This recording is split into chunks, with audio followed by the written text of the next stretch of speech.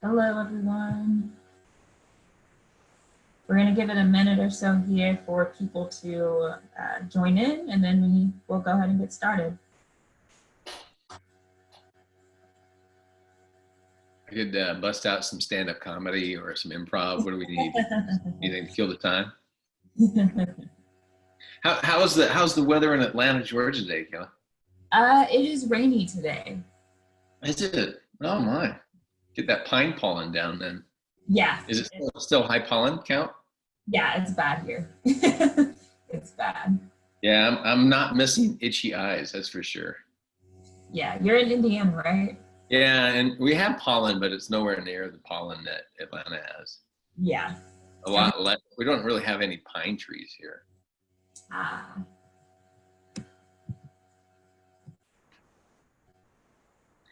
Good morning, Andrew.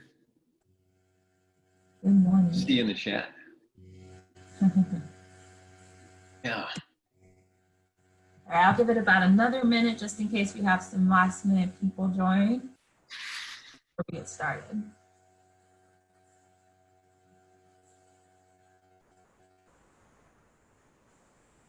Hello, Greg. Good.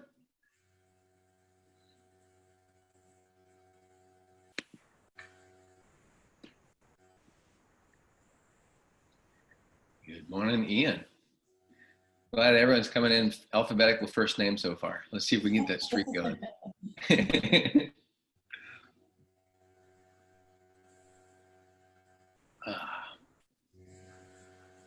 All right, I think we should have had enough time for people to kind of file in. Some people may join a little bit late, but just some housekeeping.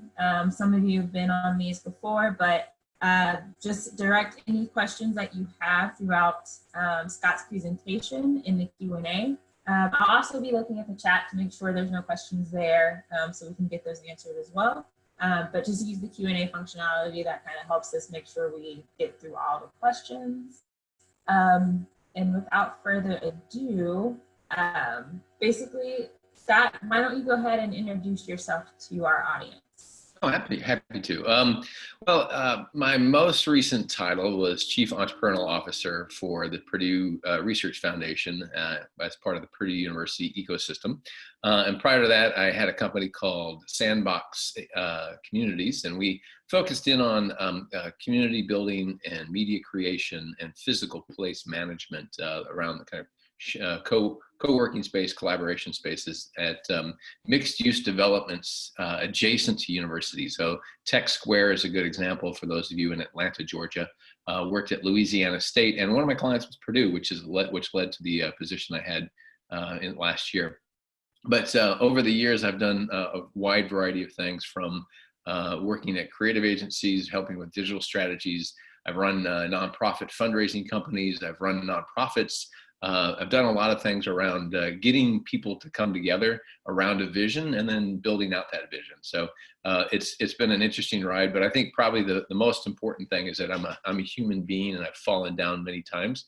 I've had failed businesses, I've had severance packages, and I've even had a failed marriage. So I think studying what I study when it comes to leadership, where I built a practice around strengths coaching, which is I'm a Gallup-Certified strengths coach, helping people understand what makes them tick, the talents and the recurring patterns that they have, and how they can work better with teams. So that's kind of the perspective I come from, is understanding humans and how to get humans in groups to do stuff.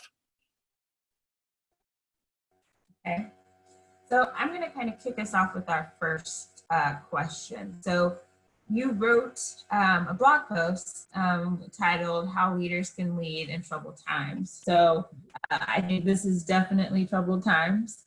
Can you kind of walk definitely us qualifies. I don't think that you can say this does not qualify. Right. Can you walk us through, with your experience, what have you kind of surmised based on people that you've spoken to and your own personal experiences around how do you kind of keep it together, especially when you're running an organization? How do you I guess the main question I'm getting to is how do you lead in tough Yeah. times? Well, you definitely get to see the character of people when there's good fortune and bad fortune, right? It's a lot easy to run and build stuff when everything's kind of the entire tide is rising and everything's flowing your way. But it's certainly a different environment when there's a pandemic that hits, or even just a major stoppage of the economy or major layoffs. But to have all of those things coming together at one time, I think it's pretty overwhelming for most people. I think in this community within Shadow Ventures, I mean, we have a lot of entrepreneurs and people who are risk takers, but also people who are risk assessors, very good at risk assessment. And I think sometimes we can get over analytical and forget that we're humans. You know, I like to say we're emotional meat bags, right? So the number one thing for leaders, and that's really the practice I've built out, is helping leaders, people who are putting teams together, and even understanding themselves what it takes to help bring the best out of the leader, to help bring the best out of a team. A lot of this just boils down to, Kayla, is mindfulness. We have decades of research of the brain that federal dollars went to understanding the human brain, and the brain and the mind is an evolutionary product, right? So if you peel it back, right now we're all conversing on the neocortex level. That's the most newest part of the brain and allows for us to have language and understand abstract thought. But if you look at the science, it's in the back of the brain. You know, the brain stem, the amygdala, the hypothalamus. These are all reptilian parts, early parts of our evolution, which take over. And actually, if the research shows, makes most of the decisions anyway. We just happen to justify it with the neocortex. And so, what I like to remind leaders that I'm working with is, one, you're a human being. It's okay to have emotions. It's okay to feel anxiety. It's natural to feel fear. Those are the old part of the brain. So those are the survival mechanisms that we've and strategies we developed as an organism. So they're going to kick in. But what we have to understand is they can also work against us, because once the cortisol, the hormone that gets triggered by the fear centers of the brain, kick in, blood goes out to our extremities. It slows down our digestion. It suppresses our immune system. Our cognitive abilities go down, because what it's doing is it's kicking in the old script, the old code, the old genetic code of go run as fast as you can, get away from this tiger, get away from the bear. And that's helpful in a physical sense. But you know, as we navigate this is about using our thinking part of our brain. And if we aren't, as a leader, I'm advocating to each leader, if you're not thinking about what can you do to interrupt this pattern, to go to the fear centers and allow yourself to get out of the reptile and monkey part of your brain and get back into the neocortex, bring the neocortex forward. And that's really the series that I've been working out here, and this glad to share the thoughts with you guys. And that's where I put all these thoughts in a blog post, because it is about having just having the mindfulness to step back and breathe. I mean, number one, take a deep breath and slow things down. We are not in a crisis situation in terms of dire life or death. This is life or death for our companies, but it's not. I'm going to get that bear is going to catch me and is going to eat me. So I think that's the main thing, Kayla, is if you take anything away from what I wrote in the blog post, but also I'm doing daily series on the social media channels this week. This is day 3. I'll be posting. It goes into each of the sections, but if you're only going to get one thing out of this, is you have the ability to interrupt and short circuit this ancient part of your brain by bringing the wedge of breath. I like calling it the wedge of breath. It wedges in and creates a space, because as one of the insights in that post is about Viktor Frankl, and he wrote the book Man's Search for Meaning, and he survived the concentration camps the Nazis had in World War II, and afterward he became a psychotherapist and really wanted to understand why did people make it through it. And it really was having the ability, having the understanding and insight that we all have a freedom to choose what response we have to the stimulus around us. And so it's not just going straight to instinct. It's about stepping back, creating that wedge of breath, thinking through what should my response be, and then rooting that in a purpose that's greater than yourself. And Viktor Frankl shared that, as well as if you look within the post, there's the thing that I like to hit a lot, even throughout each of the series I'm doing, each day of the series, is the Stockdale paradox, right? So here's another person who went through a prisoner of war camp in Vietnam, Admiral James Stockdale, and he realized it wasn't the overly optimistic people that made it through. It wasn't the people that believed just for the sake of believing, and it wasn't the people who were doom and gloom that made it through. He realized that both of those extremes kind of fell off, and it was the people in the prison, in the POW camps, that had a balanced perspective. You know, they recognized the new realities, faced the challenges, said, "Hey, this is not going to be easy. I mean, it's not going to be easy, and we can get through it." Right. So, one, it's not easy. Two, we can get through it. We can hold that hope. And so, you know, for the leaders that I'm counseling here and coaching through this crisis, what I'm advocating them is, one, you got to be mindful, step back, breathe, center yourself, and kind of remember that you're going to get through this by using your brain. But also, you have a choice on how you're going to respond. But one of the things that you as a leader are really needing to do is be as frank with your team as possible. We need to be able to let them know that this is not anything new. I mean, this is nothing we've done before. This is a whole new world that we're dealing with. And it's going to be tough, where there'll be tough decisions. And I think, you know, the more that you can be transparent, that there's an emotional component. I think if you think about the Maslow's hierarchy of needs, you know, most of my business and most of my career has been focused on helping get people to the top of that pyramid, that self-actualization pyramid part of it. But really what we're talking about, it's at the base level. We are right now at the base level of physiological and security. And if we don't recognize that as leaders and running these companies, that our team members are not thinking about, oh, how do I become the best person I can today? They're really just thinking, how do I make it through this? Am I going to have a job? Am I going to have health care? You know, what happens if I get sick? Just right before I got on this call, I got a text message from a fraternity brother whose dad's now on support care. He's getting his last rites read to him. These are real people losing real family members. And it's, you know, and that's just one aspect of the day. He doesn't know if he's going to have a job by the end of the month as well. So we have to recognize as people, Kayla, as leaders, that our people are humans, and they're emotional meat bags, and they're focusing on this lower part of the pyramid. And it's okay for them to do that. And we as the leaders have to understand how we can short circuit it so that we don't just sit in the fear mindset, but we can actually get through that. That's kind of the initial thoughts, Kayla. I know I've got a couple other components, but for those people watching, I'd love to hear from anybody in the comments about kind of how they're addressing their team members, and if they're being if they're sharing the emotions, or if they've seen a difference in how, you know, where their mind is when it comes to productivity and what it takes to get through this. So if you have any of those things and you're watching along, I'd love for you to throw in a comment about kind of insights that we can learn from you. Yeah, and I know it takes people a moment to type, so while we kind of wait on that, you mentioned feeding your roots. In this point in time, what should leaders be doing to help support their community, their employees, during this time? Well, I mean, first and foremost, I think it's understanding that they need somebody to hear them.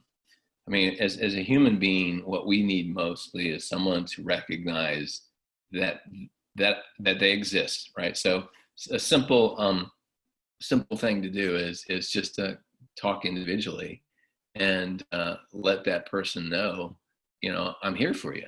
These words, I'm here for you. What can I do for you? How can I help you? And just be a very good presence, have a very good presence, a mindful presence of listening to them, not trying to give them prescriptions, but listening for the emotions. So a lot of the strengths coaching training I went through for Gallup was really understanding the emotional language underpinning, I mean, the emotionality underpinning the language that was being used and listening for that emotionality. And I think leaders can do a great thing for their team by just being present and asking, how can I help you? And I'm here for you. And I think that goes a long way to help creating a sense of calm and security. I think communication is the other thing, is communicating the challenges, going back to acknowledging the challenges that we have and holding out hope. I think as leaders, we need to be as transparent as possible that this is, no one could foresee this challenge, and we are here navigating it together. And I have a bias towards thinking that the best idea hasn't been put in the room yet, and that it's time for these are some great times to get your team engaged in problem solving. Oh, hey Jay, thanks for submitting that. Yeah, I'm reading through your stuff, and Greg, thank you for that. So Jay's talking to portfolio founders and time to over communicate. Yeah, you're right. This is not about hiding bad things. It's about communicating in transparency. I think as leaders, we're being judged by our team members on how we're dealing with this and what kind of character we're showing. And Greg, your team has been all shifted, all remote, and you have a sync up spend the first 15 minutes talking about how we and your families are doing. Oh wow, that's great to have a team member's wife's perspective on the risk of it daily. Yeah, I think what we as people have seen is this false wall between work and home is fallen apart, hasn't it, with Zoom meetings?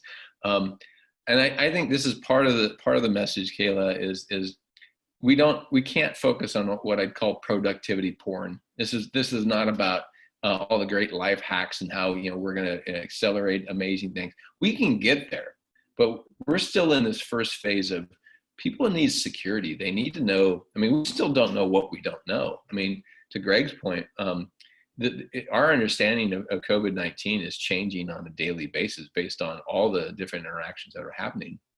And I think, we as leaders need to be able to acknowledge the fact that there's just so many question marks. I mean, we don't know when we're going to be able to go and have more freedom of movement. I mean, even in Wuhan right now, they're quote through the hard restrictions, but they're not allowing large gatherings of people. They're not allowing, our behaviors and our norms are going to change dramatically because of this. I think it's at this point, it's, we know that there's not going to be large sporting events that we're going to be able to go to anytime soon. We've got, we got to get the testing, we've got to get the antibody testing done. There's so many things that we just don't know.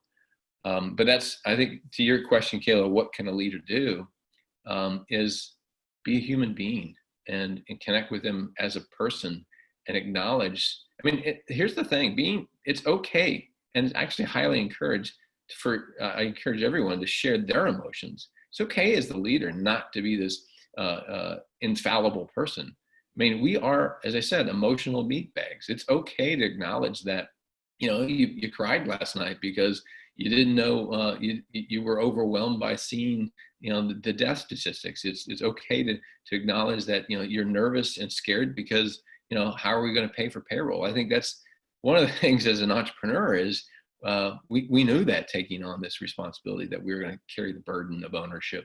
And I think our team members, they know this stuff. They're not dumb. They're smart people that are working with you, and they're gonna sense you as a person. You're dealing with something, and if you try to hide it, it's definitely not a good thing. I think also understand that not everyone's going to want to talk about it. There's some people that will be more introverted and don't want to share these type of things with people, and they don't want to do it in a group setting, which is why I highly recommend as a leader is checking in one-on-one. It's great to have the group check-in, the morning, stand-ups that you're doing.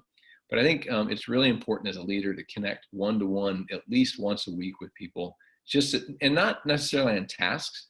It's just to check in like, hey, just seeing how you're doing. That goes a long way as well. That's good. You also mentioned being transparent, which I think a lot of people are starting to think about. I think at least I've heard the stories of people being laid off with, video, Zoom recordings, and it just not being human. How do you be transparent? What is the best way for someone to think about being transparent without trying to instill fear?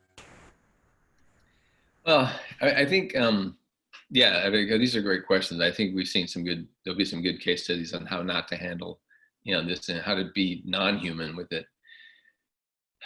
The rule of thumb I've had with every team I've run and every company I've owned was I was going to look people in the eyes, and I was going to tell them the bad news, and I was going to look them in the eyes and I was telling them the good news, right? So I wasn't going to hide behind stuff. There are things that you need to do in terms of process, in terms of communication, but I think that these are moments where it's a matter of having a level of authenticity, connecting to who you as a person are, and connecting to the people that work with you. And these are people that have entrusted you with their livelihoods, with their families' wherewithals.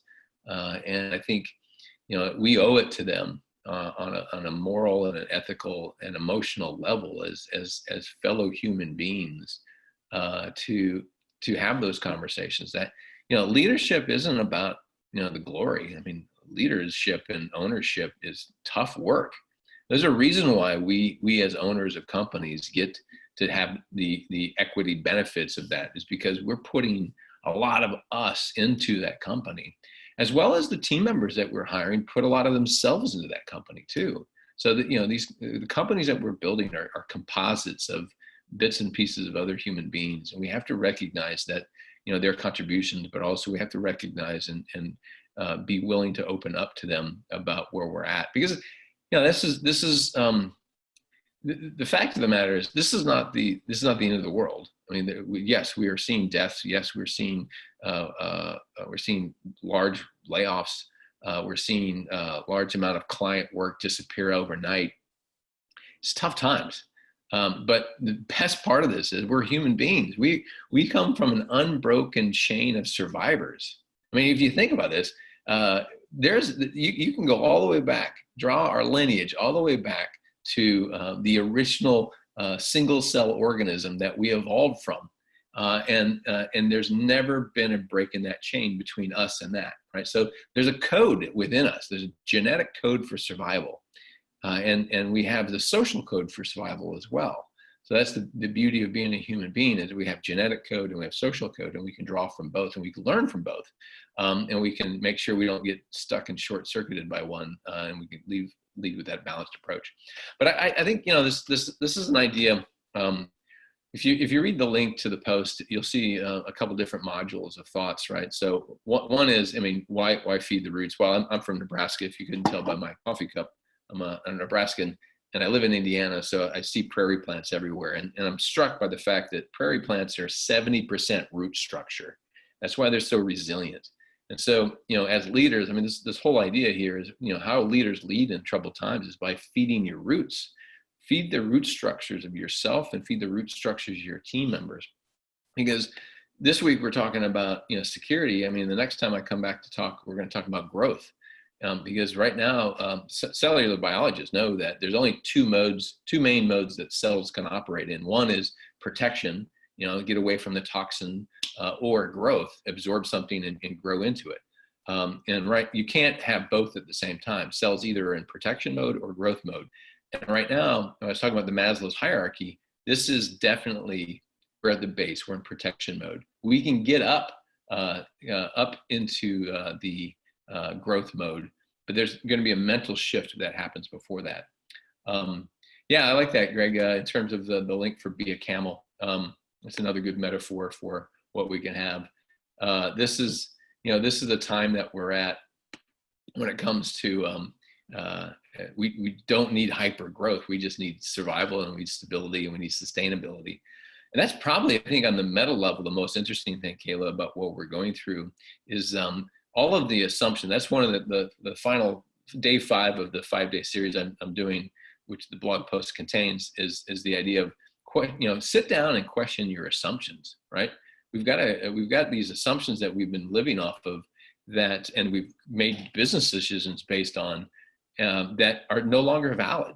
So if you look at the five things you can do as a leader, I mean, first is understand the importance of breath, breathe in and out, and calm yourself. I think you cannot overstate what these ancients and these mystics and these yogis have understood for a long time is breath is the wedge to allow us to have that freedom to choose. And I think the important thing as a leader is really look at what Admiral Stockdale said. That's the second thing, which is acknowledge these new realities and hold out the hope. Because that's, if you look at people who survive war zones or natural disasters, the common thread is they kept moving. They kept moving. They didn't stay put. They didn't get shell shocked. They didn't stop and hunker down and hide. They kept moving. I think I translate that into this situation is mentally we've got to keep moving. We've got to adopt and understand there's new realities, and the old assumptions have washed away, and we got to make decisions based on these new realities and new assumptions. And so that's the second thing is acknowledge those realities and hold up the hope for your team. The third thing, I think, and this is probably where a lot of folks are starting to really feel the grind now that we're in the third week of work from home and stay home as much as you can, is what Robin Dunbar has studied through his sociological research. Most people know Dunbar about Dunbar's number, the 150 people in your Rolodex or the 250 people in your tribe.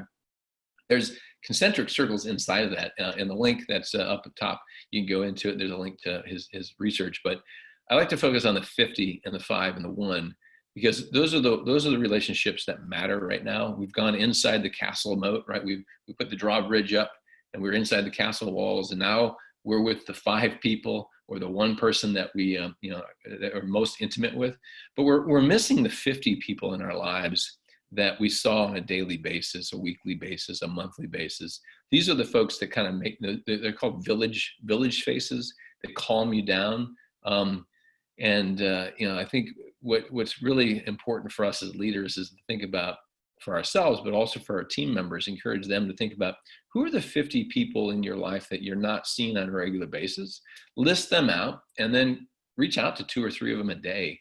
Outside the work or during the work hours to connect via phone call or FaceTime, video chat, whatnot, because that's probably going to grind on a lot of people right now is missing out on folks that they're used to seeing. And I'm talking like your favorite barista, if you know how to contact the person, but also like people you go you do yoga class with or spin class with, people that you go golfing with. If you golf anymore or you go out to soccer games, whatnot, whatever those social connections are that were just part of your normal routine that got upended, and figure out how to reach out to them. And then you're probably already seeing that. I mean, I'm getting phone calls and I'm giving phone calls to people as well. People who just naturally think about, oh, I missed that person. Let's see how they're doing. And then the fourth thing that really we can do is look at our routines. I think in the post I have examples of an International Space Station astronaut, a submariner, political prisoner, person go through chemotherapy, and the people do Arctic expeditions. Our schedules have just changed dramatically. I mean, we're not commuting anymore, which is nice, gives us more time, but we're also stuck in small cramped quarters. I feel like I live on a boat in my apartment, right? And I had to reorganize, clean up head to top, and rearrange so I can create more space in here. But I think you can look for examples on how to change your routine to address those realities. And then I think the fifth thing to do, Kayla, as leaders, is to sit down and list out the assumptions that we were basing our decisions on, and then make the hard choices of eliminating assumptions that are no longer valid. And what are the new assumptions that we have to bake into this? Because if one of the assumption is business has to be done virtually from here on out for the rest of 2020, how does that impact your entire sales funnel? How does that impact your product line? And you look at some of the distilleries who have stopped producing liquor and now making hand sanitizers. People are retooling their factories. What do we need to do in this digital age, and how do we reorient our whole operations based on those assumptions? that was a pretty long soliloquy. So I'll put it to questions to you or more comments from the chat. I think good stuff in there, Greg and Jay. Thank you for adding those things. Yeah, just to reiterate, if you have any specific questions, the Q&A, you can also raise your hand and I can make sure that you're able to kind of answer your question live if you like. Just thinking through a lot of what you just said, a lot of really good points. What are some of the expectations that if you're leading a company, you should have for your employees at this time? I know we talked about the hierarchy of needs and everyone kind of being at that base level. What do you think we should be expecting to see from people that that are working for us? You know, it's kind of like, it makes me think we're 3 weeks into it, right? And the first week, there was so many things, just watching on social media, a lot of people, hey, this is our first time working from home. Here's everyone's sharing their desk setups. We have our happy hour on Friday at 5 o'clock. We're having hat day. We're having spirit day. And I think those are all to be expected, right? I think we're shifting away from this kind of like the old Gilligan's Island, right? This is no longer a 3-hour cruise. This is now we're stuck on a desert island. What do we do now? So I think as leaders, we're and it's going to sound, this sounds so simplistic and it sounds so obvious, but our job is to constantly remind ourselves and our team members that we are human beings, and human beings are messy, emotional meat bags. We're squishy. We're going to be seeing some fallout of the psychological impact of being sequestered in our own homes for so long, for lacking physical contact. I mean, it's interesting to look at those people who there's a couple different categories, but how many people here have people working for them who have family and have kids that are doing online school at home is one situation. And then how about the other end of the spectrum of those like myself? I live by myself, right? I'm all alone by myself. I see people outside, but I'm not in any, I don't have any physical contact with people. And as human beings, there's a hormones that kick off when you have nice interactions. That's why hugs and handshakes and back scratches and just having incidental contact with people, it kicks off a hormone it's a nurturing hormone that when your mother holds you and your baby, that's the kind of a hormonal flow that comes out of it. So we have to be aware that our team members are going to start to see the effects and the fallout of not having regular human contact. And I think there's going to be people are going to be losing their shit. They really will be, and there will be some blowups. There will be, frustrations, and it's all going to be done telephonically and video chat wise, right? We're not going to be able to read the body language of somebody as we're in a meeting or sitting at the table or going out to dinner with them, or we're not having that. So I think, right now we're getting past 3 weeks. So what does this look like? How do we get ourselves settled down? Have we transitioned? Are we transitioning our team away from this is just a snow day, isn't this fun, to this is reality now? And I think this is where it goes back to look at the routine section of that post on the blog that I wrote, a blog post I wrote, and look at what does it take when you're in cramped quarters in a submarine. Where's privacy? Where's if you don't see the daylight, how do you keep track of a schedule?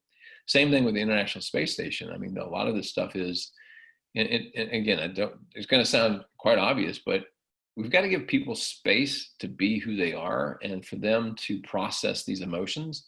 And as ourselves, as leaders, we have to feed our roots. So, this is the idea of taking time to journal, taking time to call people that you care about, is taking time to read great literature, watch great movies, listen to great music, and process the emotions that are there. And I think right now as leaders, we have to be aware that, we are in for a very novel, new experience of what's it like. It's a huge human social experiment right now. What's it like to operate as a society with physical distancing, but yet having this technology that we have that allows us to stay connected in some way? So there's no real answers other than, are we preparing our people for the fact that this is going to be our new reality for the time being, and that we are we even thinking about the emotional and psychological side effects of being physically separated like we are, and physically cramped like we are. Okay. Oh yeah, Greg. Yeah, multiplayer games with friends and maintain connections. It's actually interesting where, so here's the, I was talking with a friend of mine, college friend of mine, who runs Gallup Publishing yesterday. And he's always been kind of a futurist thinker. And we've been talking about how disruption was coming for the higher education market for a long time.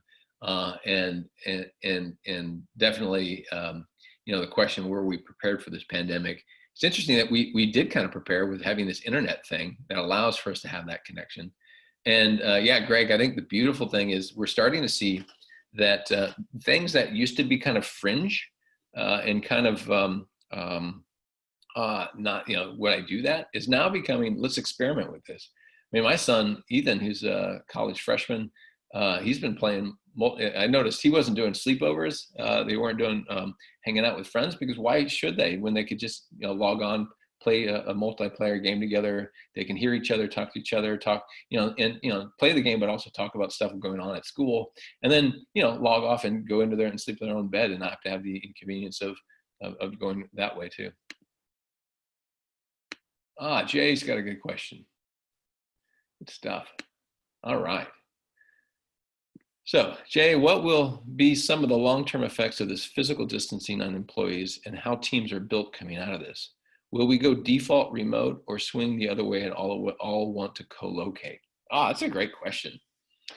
I think, so what's the long-term effects? We don't know. We do know, if you can't take if you take the approach that, okay, we are a product of our genetic code and our social code. We as a species have survived and thrived because we can collaborate in small groups, and we're wired to be physically proximate to other people. So, our brain is reading a lot of stuff. The monkey part of the brain is reading a lot of the small little facial gestures and facial tics to try. We're always trying to, we are very good at trying to read what other people are thinking, right? So even though we have language, a lot of what the human brain does is understand, trying to discern meaning out of small little things.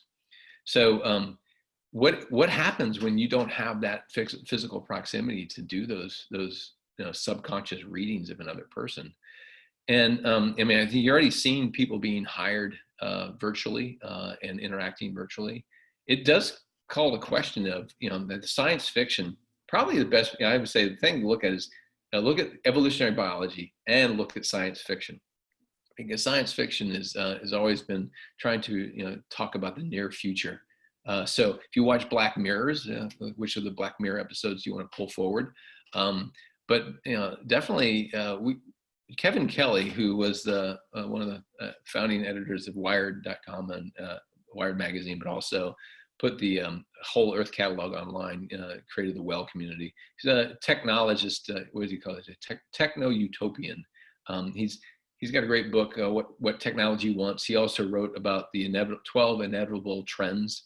And what's fascinating to me is AR, VR at this point. So virtual reality, and we're not there completely there yet, but what happens when you can build out avatars, and there's whole new jobs that can be created that don't exist today. But now, because of all these layoffs, we have these talented people who could be put to work in different areas.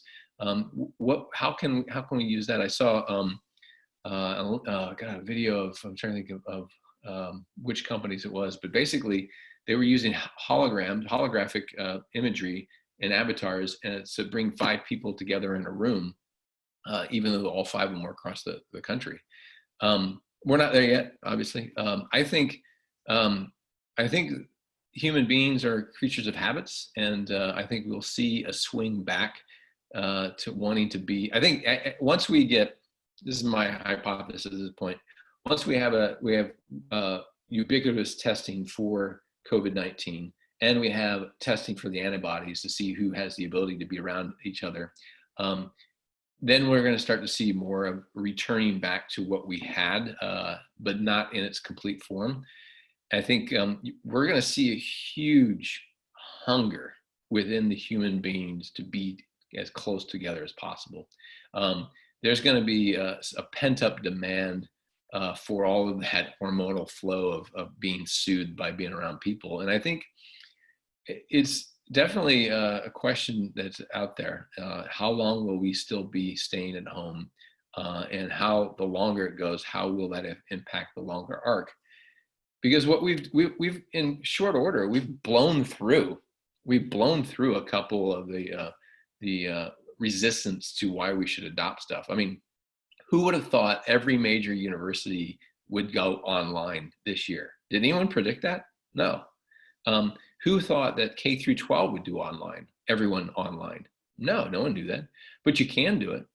You know, with all those people that were resisting work from home, we need to have a physical office. Well, we're showing that we can do it. And so we're now showing what assumptions can be shed. And then I think we're going to see all kinds of experimentation. I think if you look at any major downturn in the economy, there's always a huge a whole disruptive ideas that come from it. So, you know, right now we're projecting anywhere from 25 to 33% unemployment by the end of the summer. So what happens with all those talented, smart people that are out there and now, you know, have the time and also the desire, they have the need to create something. These were not the hardcore entrepreneurs, but these are the entrepreneurs out of necessity. So what happens with that? What are some new business concepts that come about, which, to your question, Jay, it gets created because these are relationships that were formed maybe through the multiplayer games that Greg's sons are playing. I mean, Greg's kids are playing with, right?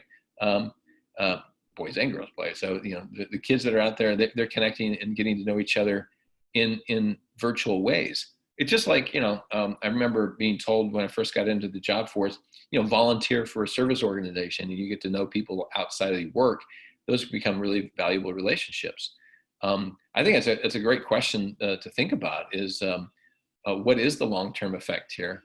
I think that I think we're going to see hybridization. I think interestingly to this community is how does this impact commercial real estate needs? How does this impact residential real estate needs? Now that we're seeing, you know, one of the biggest issues we have is our infrastructure. Residential developments weren't ready for this level of internet usage. Also interesting to see the supply chains being broken down, right? So why are we out of toilet paper stock in the grocery stores? Is because there's two types of toilet paper. There's commercial and there's home use. And those are two different plants, right? And they're two different supply chains that are out there. But I think that's right now is look at evolutionary biology and look at science fiction, and they can kind of spot out what are the possibilities here. But I do think we'll see a hybridization. That's my long answer for you, Jay. Good question. Greg throwing up snow crash too. Let's click that link. What do we got here? Ah, yes, science fiction bestseller Snow Crash, cyberpunk. Yes, thank you for that. Yeah, I was also intrigued by work that William Gibson's doing right now, or it has done. William Gibson's the guy that actually came up with the term cyberspace, cyberpunk novels, and it's eerie how accurate his books are according to the world that we live in. So William Gibson and his work, this should be something that you would want to look at as well. Very much very in the same lines of what Snow Crash is, based on the link that you have, Greg. Thanks for sharing that. It's good. What are the questions we got? What are the things that people want to pontificate on? Kayla, what are you thinking?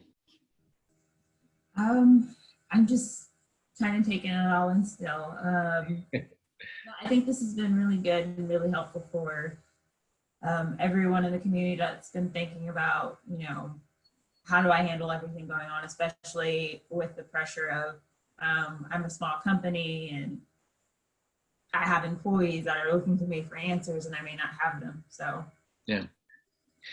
Yeah, I think that's the loneliness of being a small business owner, of being a startup founder, the burden that's on our shoulders when we have people and their families dependent upon and have bought into this dream. And that's kind of where, having failed in business, having succeeded in business, having succeeded with jobs, having failed with jobs, having failed in a marriage, all of those dreams that we have. And when those dreams die, and not because of anything we did, or they're threatened by something that's completely out of our control, how do we deal with that? And I think this is where going back to the one thing we have control over is how we breathe. If we can control our breath in and out, that allows for our mind and our body to remember that they're together, they're one. And then to remember that we have the ability, we have the freedom to choose how we react to this. And I think as a startup founder, as a company owner, it's important for us to verbalize this to our team members that this is an emotionally challenging time, and this is also a chance for us as people to grow. But we have to first be aware of the fact that people need a sense of security, and that may not come anytime soon. But we have to constantly be thinking. And this is where a great insight from Gallup has done a lot of research on the role of managers, because the role of a manager is about 70% of the person's performance is based on the relationship they have with the manager. And people who work for somebody else are really looking for just a few things, right? One is a sense of empathy, right? If you can give them a sense of, I'm connecting with you on an emotional level, that goes many, many miles down the road, that they feel that you're compassionate for them. I think the other components that I'll talk more about it next week when I come back to talk about building your core team. But that's the thing that you can do as a leader this week, is really focus on the empathy part of who you are as in relation to them, and making sure that they understand that you understand that this is not an easy time for them, and being transparent, and as we talked earlier, being authentic about how you're dealing with it. I think people like to see there's a congruency between what you're saying and how you're feeling.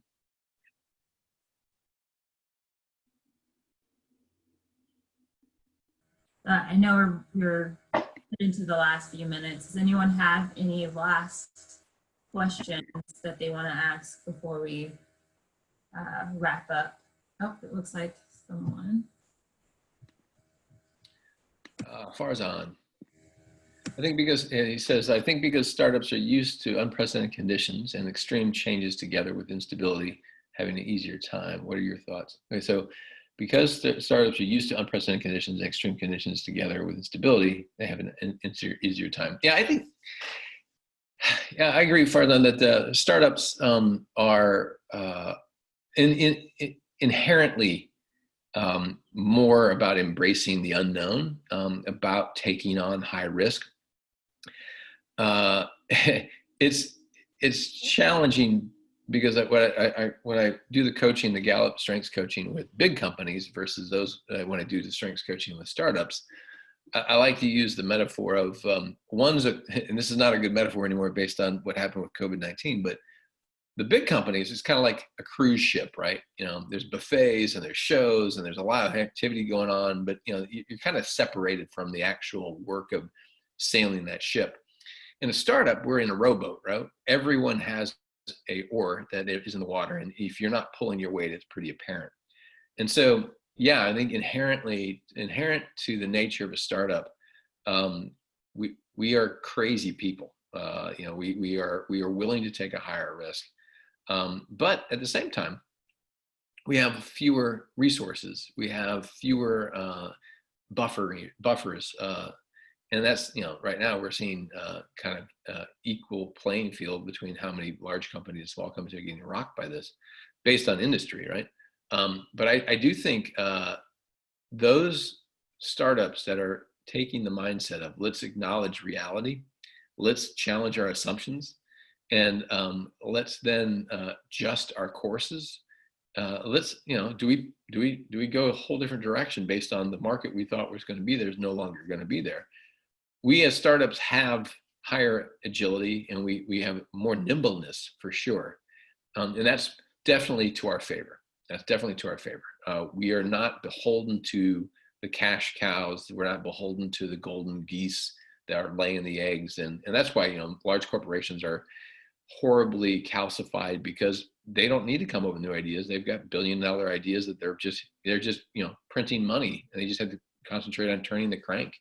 Startups are constantly trying to find that new oil well that we're going to see the gusher on.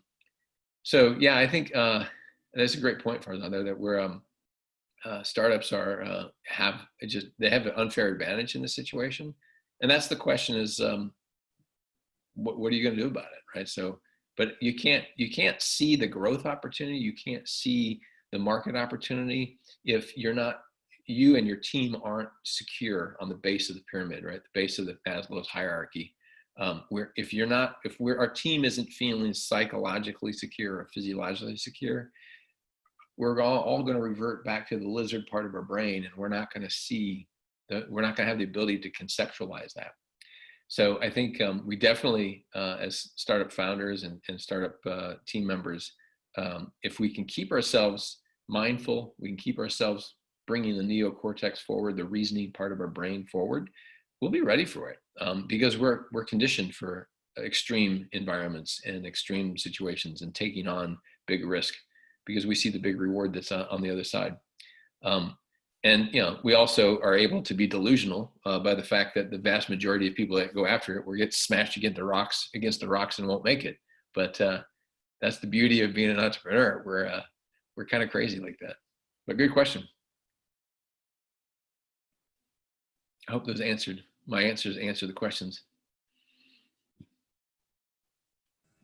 I think so. Yeah, good. Why don't you kind of give us a rundown of what you'll be talking about next week? Oh, sure. Yeah. So, if this was all about the base of the pyramid, next week is about kind of getting to the top of the self-actualization of a team. As I mentioned, a Gallup-Certified strengths coach, and Gallup organization has studied millions and millions of people from all industries, all countries, and identified kind of universal talents. And these are the recurring thoughts, behaviors, and actions that we take, and emotions that we as human beings bring to the workforce. And very specifically, they've also looked at it in terms of what are the things that you need to build a company, right? So if you're going to build the structure of a company, what are the talents the naturally recurring talents that you need? And so I'm going to talk about this science-based approach to team formation. The three roles, there's three main roles that need to be filled, and then there's 10 underlying talents that each of us bring to a company that that need to be accounted for. So this is based on research of looking at about 1,500 companies that had high growth. So the Inc. 500, and they did a lot of deep dives with these company founders to figure out what were the talents, what were the naturally recurring thoughts, behaviors, and emotions that people had to perceive and to take advantage of these opportunities. So that's what next week's going to be about, is the framework for team formation, especially as you look at how do we navigate through to these questions about taking advantage of our natural competitive advantage of being more nimble. How do we make sure that we have these the right people in the rowboat to get through the storm, and give our team members a common language, so that we have a better understanding of who leads with what? Because best part of this is we all bring something unique to the table, and the best performing, high performing companies, high growth companies are the ones that put the right people in the right seat so they can use their talents on a daily and weekly basis. And we'll cover that next week, the growth side as opposed to the protection side. Awesome. So looking forward to that. If anyone has any questions that, may come up later after you kind of digested everything, Scott is in the Slack community, so you can ping him there. And then I think we're going to go ahead and wrap up just a few minutes early, unless anyone has any last minute questions. Excellent. Yeah, you can ping me on the Slack. You can also hit me at scott@causeshift.com, or just go to causeshift.com. There's a forum button that you can email me directly, and we can set up a time to talk. Awesome. All right, so thank you everyone for joining. And I will be sending out a recording of this if you're in the community. So thanks again, Scott. We'll be back again next week. It'll be another good discussion. Awesome. Thanks, Kayla. And thanks, Jay and Greg and Farzan for sharing your ideas and thoughts as well. It was really helpful. All right. Thanks, everyone. Bye.